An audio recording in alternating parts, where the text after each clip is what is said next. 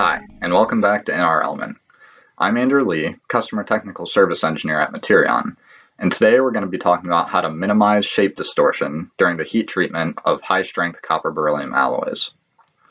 During age hardening, a hard berylide phase forms within the copper alloy matrix.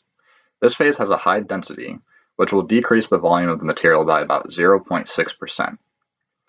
If this volume change is not uniform, this can cause distortion to become an issue. This is mostly a problem seen in high-strength copper beryllium alloys. The reason is because high-strength copper beryllium alloys have a larger percentage of beryllium. In high-conductivity copper beryllium alloys, there's less beryllium, and therefore it's almost negligible how much the volume changes, and there's going to be less distortion. In some of our other alloys, like copper nickel tin alloys that are spinodally hardened, there's no volume change at all, and therefore there will be no distortion during age hardening.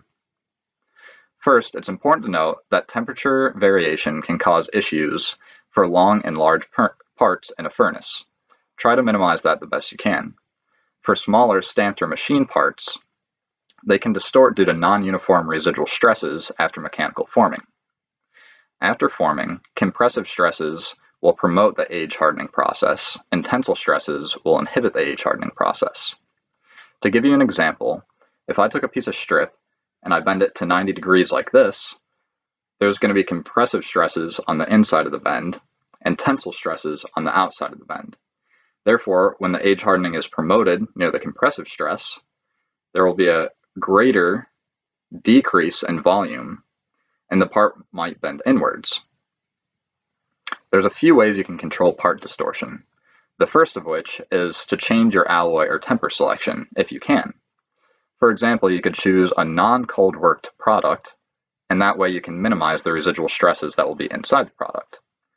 You could also fixture your parts so that they're unable to move during heat treatment. Another thing you could try is varying the age hardening conditions. For example, you could use a higher temperature for a lower amount of time, but if you do that, be careful because you won't get as high of strength at the end. You can also stress relieve the parts, which doesn't totally get rid of the non-uniformity issue because the stresses are non-uniform in the part, and the stress relief may not get rid of that. And lastly, there's a method like the two-bend process.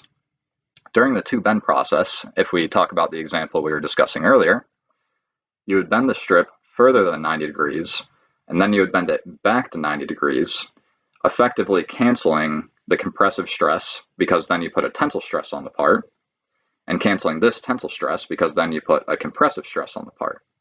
That could be one method to reduce the distortion of the parts. Lastly, and most easy, is you could purchase a mill-hardened copper beryllium alloy from the plant, and that way you don't have to do any age hardening. But that's only really viable if you don't have to do severe forming processes. Thanks for tuning in, and I'm looking forward to talking to you on the next episode of In Our Element.